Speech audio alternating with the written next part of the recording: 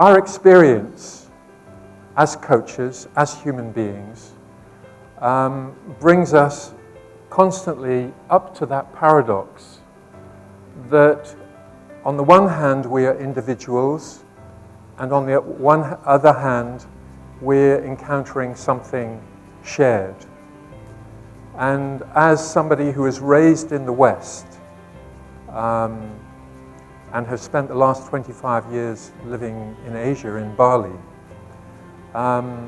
we know that culturally, between East and West, whom Kipling claimed, near the twain shall meet, that how the individual and how the collective are approached is slightly different. The value of family, the value of individuality. And we live in a kind of paradox where, in a way, the West has become more Eastern.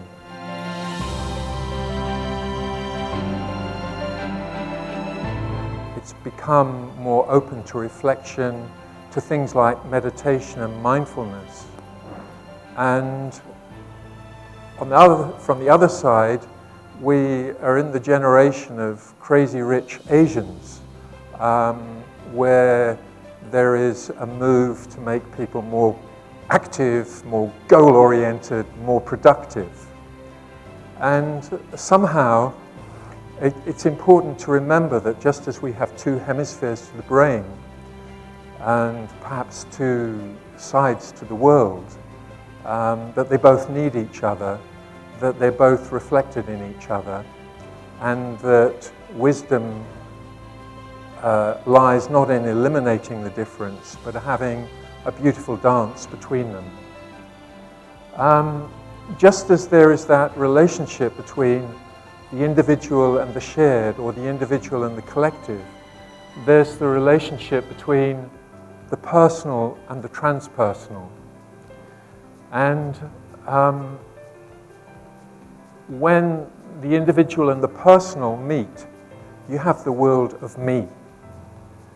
When you have the personal and the shared meeting, you have the world of us. Us can be very, very important, but us can also be a place of division where communities clash, cultures clash with each other. There is a journey, in a way, from the individual and the personal towards the individual and the transpersonal, with the discovery that there is something beyond myself. And the conversation is also an invitation to recognize not only is there a shared field when we come together, but there is something that's shared that takes us beyond just the local we to larger spaces beyond us.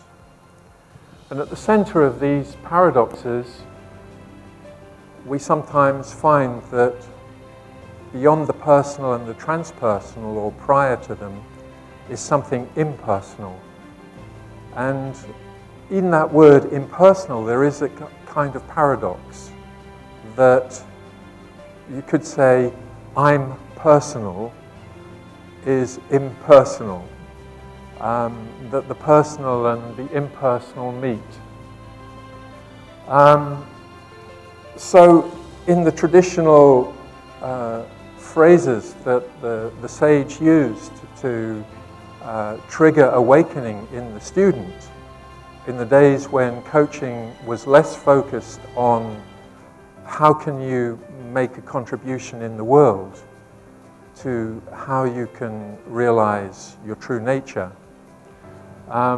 there is a kind of sequence that goes from the realization that I'm not the person that I think myself to be when I look in the mirror, but I am some deeper essence, which is sometimes referred to as that. I am that, And in the dialogue, in the meeting, there is the recognition that thou art that.